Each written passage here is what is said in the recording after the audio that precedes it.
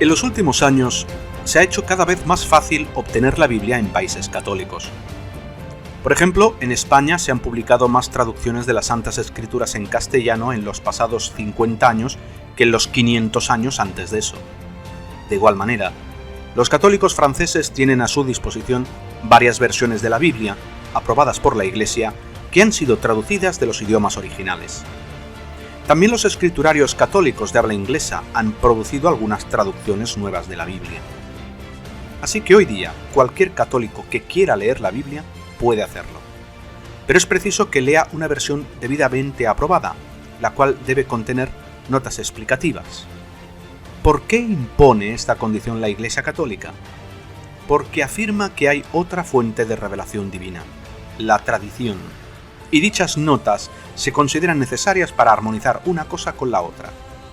Ahora bien, ¿cuál de las dos fuentes, la Biblia o la tradición, considera más importante la Iglesia?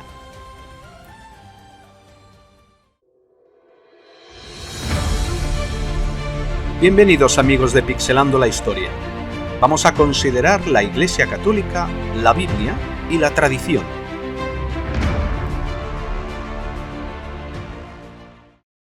Católico se coloca acima da igreja para julgá-la, já deixou de ser católico.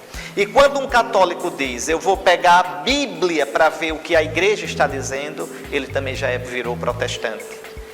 Aqui está o erro dos protestantes, colocam a Bíblia acima da igreja. Isso é bobagem pura, porque a Bíblia nasceu na igreja.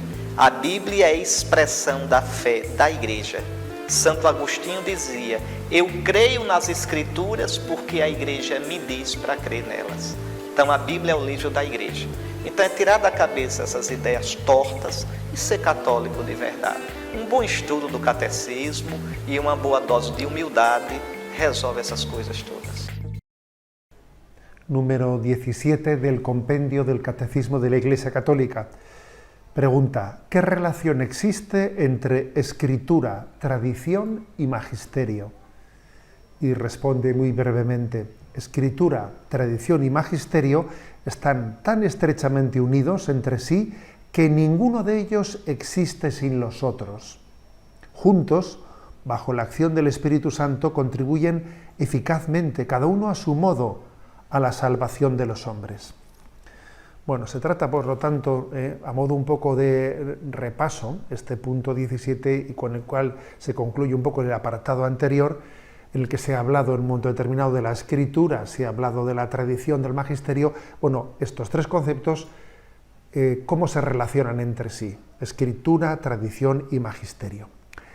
Es el número 10 de la Constitución Dei Verbum del Concilio Vaticano II, el que formuló la misma cuestión.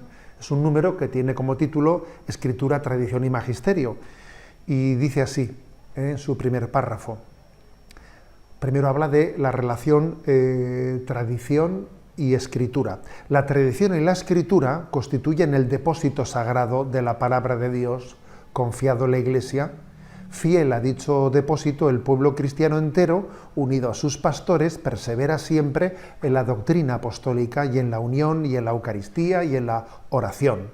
Y así se realiza una maravillosa concordia de pastores y fieles en conservar, practicar y profesar la fe recibida. Bueno, por lo tanto, podríamos decir que la tradición y la escritura, recordad que decíamos que tradición y escritura son como los dos canales por los que llega la fuente de la revelación. La revelación es una, pero nos llega complementariamente por dos canales, tradición y escritura, que en realidad son una sola cosa, que es la palabra viva que se transmite y que en momentos determinados se puso por escrito, ¿no?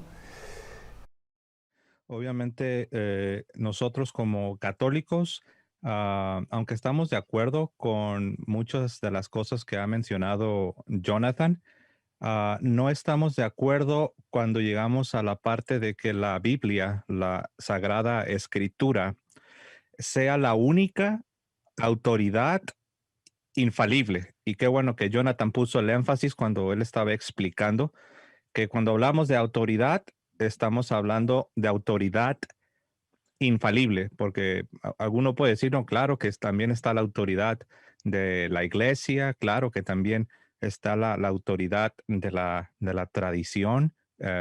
Sin embargo, aquí la pregunta es, ah, ¿qué autoridad es infalible? Porque una autoridad que no es infalible, ah, por definición, es algo que puede ser quebrantado, es algo que puede ser rechazado, es algo que puede ser hecho a un lado.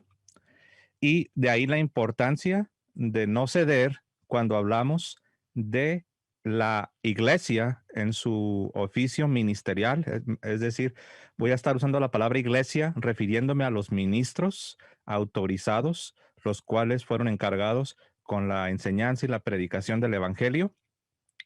Sabemos que todos somos miembros del cuerpo de Cristo, todos los creyentes pertenecemos al cuerpo de Cristo. En ese sentido, podemos hablar también de la iglesia en un sentido general, pero en el sentido en el cual me voy a estar refiriendo es la iglesia en su oficio de enseñanza, en su oficio magisterial, en lo que tiene que ver con la enseñanza oficial, dogmática, la cual debe ser necesariamente infalible, porque ¿de qué sirve tener una enseñanza si ésta es falible?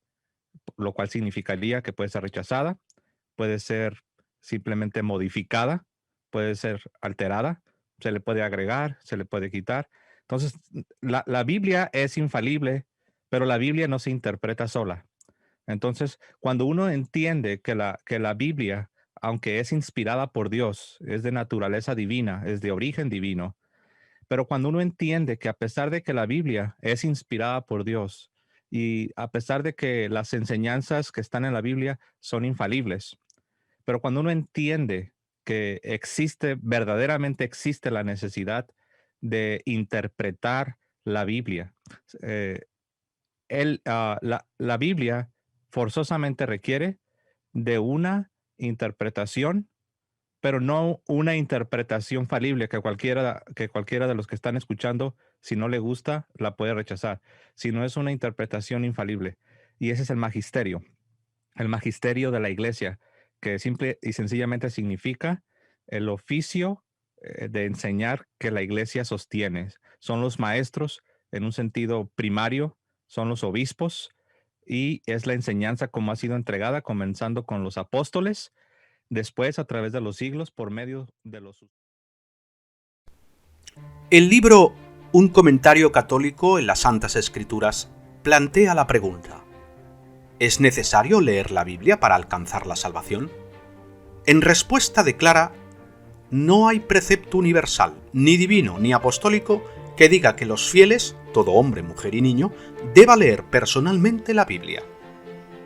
Así, aunque la Iglesia Católica ahora permite que sus miembros lean las Santas Escrituras y hasta les otorga una indulgencia plenaria, si la lectura dura por lo menos media hora, no considera que dicha lectura bíblica sea indispensable.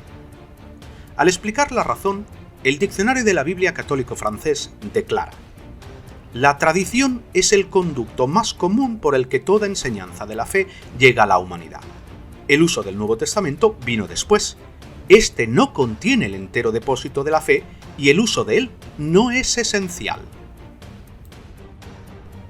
Por lo tanto, no se exige que los católicos lean la Biblia, y aunque la leyeran, ésta debe ocupar un lugar secundario. La tradición es primero. La Iglesia Católica afirma que los cristianos primitivos dependieron de la tradición oral antes de recibir la palabra escrita y que por consiguiente se deben entender las Escrituras a la luz de la tradición que la Iglesia ha preservado. En confirmación de este punto de vista, cierto libro que ha sido preparado para ayudar a los católicos de habla francesa a leer la Biblia declara: la revelación divina, aun la que se expresa predominantemente en las Escrituras, le fue confiada a una comunidad de fieles, la Iglesia viva. Esto hace surgir la cuestión vital de la relación que existe entre la Biblia, la tradición y la Iglesia. Esta luz adicional de las Escrituras, una vez dada, se une al tesoro de la tradición y la completa. Por lo tanto, las Escrituras dependen enteramente de la tradición. ¿Cuánta confianza tendrá un católico sincero en la Biblia cuando lea las siguientes palabras en un libro escrito por un profesor católico de las Sagradas Escrituras? La tradición precede, abarca y acompaña las Escrituras, y va más allá de lo que éstas dicen. ¿O qué pensará él si toma en sus manos un diccionario católico francés y lee esto? La Iglesia afirma que toda escritura es la palabra de Dios, pero a la misma vez sostiene que hay una palabra de Dios no escrita superior a las escrituras. Por siglos, el católico común aceptó el dogma de la Iglesia sin ponerla en tela de juicio porque no tenía nada con qué medir la verdad de sus doctrinas. La mayoría de los católicos aprendieron su fe de memoria en las clases de catecismo.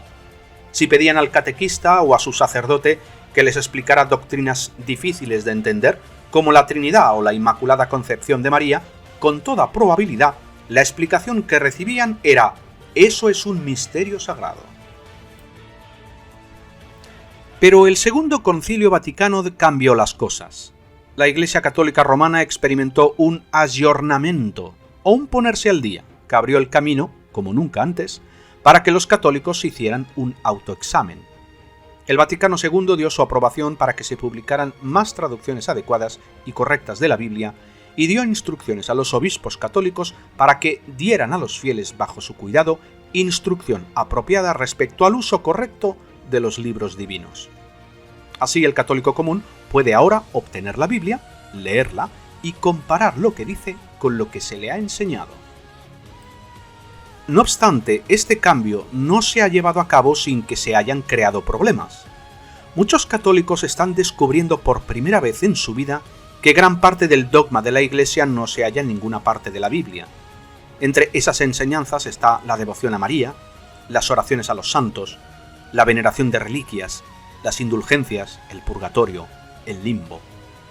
Concerniente a este último, un diccionario católico reconoce: se tenía una repugnancia natural a la creencia de que se hubiera de atormentar en el infierno a los que no habían cometido pecado alguno, y esta dificultad hizo que los teólogos adoptaran diversas teorías a modo de escape. El limbo es una de esas teorías. Sin embargo, la Biblia declara que los muertos están durmiendo en el sepulcro, esperando la resurrección. Puesto que no hay tal cosa como un alma inmortal, no puede haber un infierno de tormento. De hecho, la palabra alma en la Biblia no está sujeto a sinónimos de la palabra inmortalidad, como incorruptible, imperecedero, invisible, etc. Así que no era necesario inventar la teoría del limbo para salir del atolladero teológico. Este es solo un ejemplo del dilema en que se hallan ahora muchos católicos que leen la Biblia. ¿En qué van a creer ellos? ¿En las tradiciones que el hombre ha inventado o en la Biblia? Pero el problema es aún mayor. Probablemente un sacerdote evada dicho dilema del católico individual por medio de decir: no hay problema, la tradición completó la revelación de la Biblia. Acepte la tradición de la Iglesia. Sin embargo, el asunto no es tan sencillo como parece.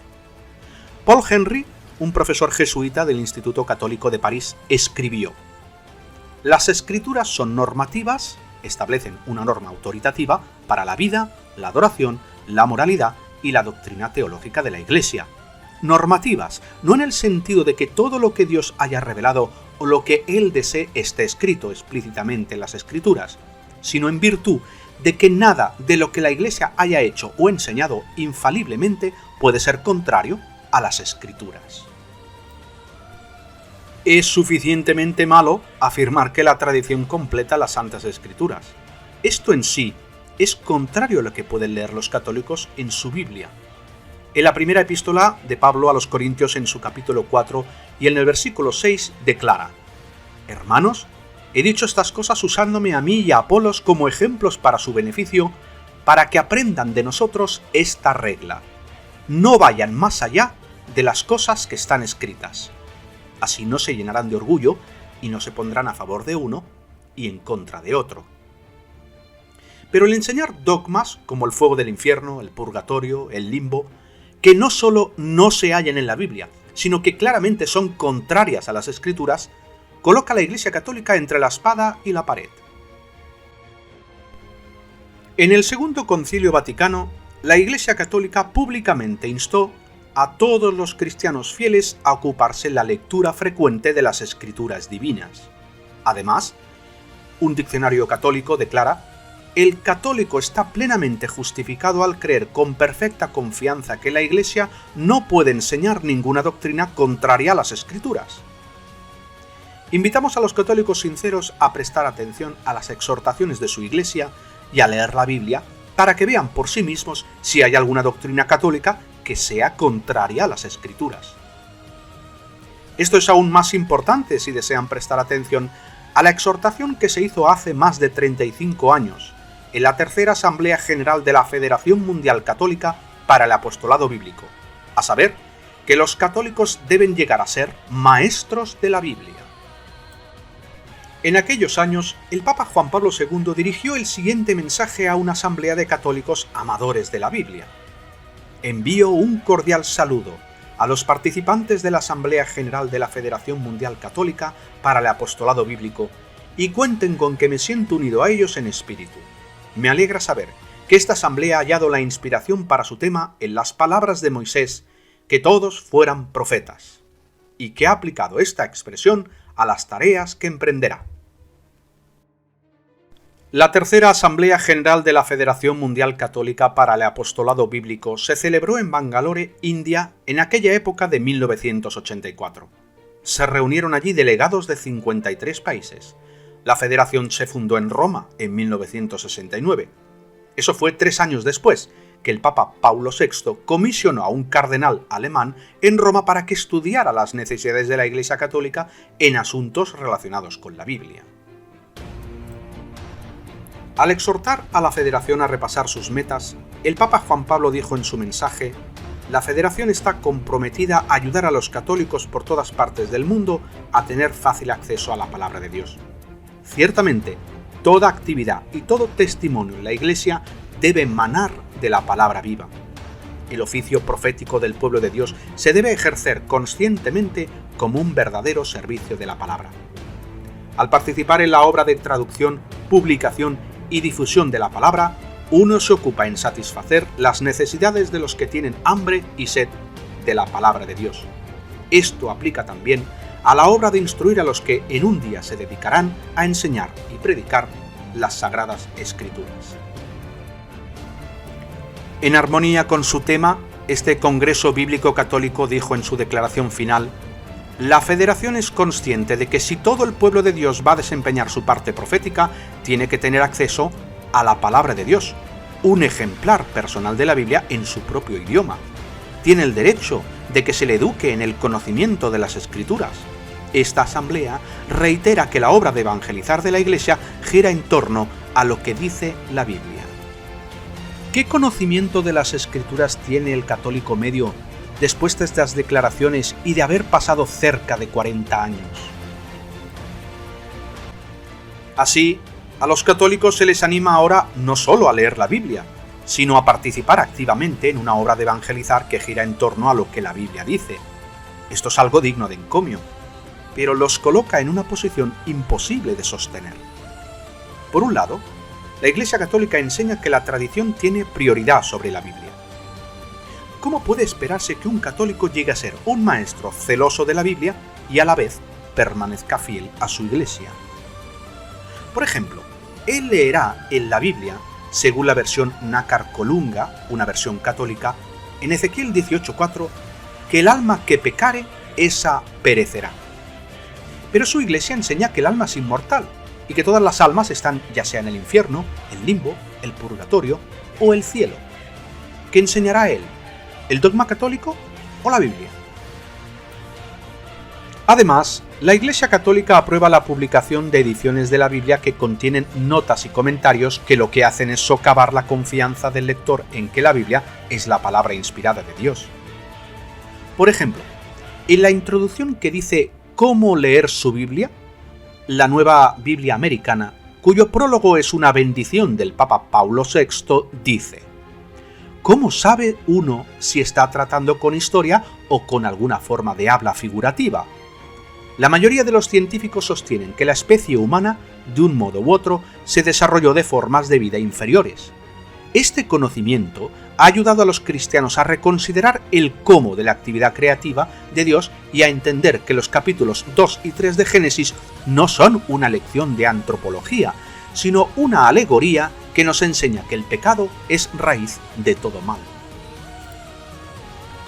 De modo que antes que los lectores de esta Biblia católica siquiera lleguen a las primeras páginas de Génesis, se les dice que lo que leerán no es historia, sino sencillamente una alegoría.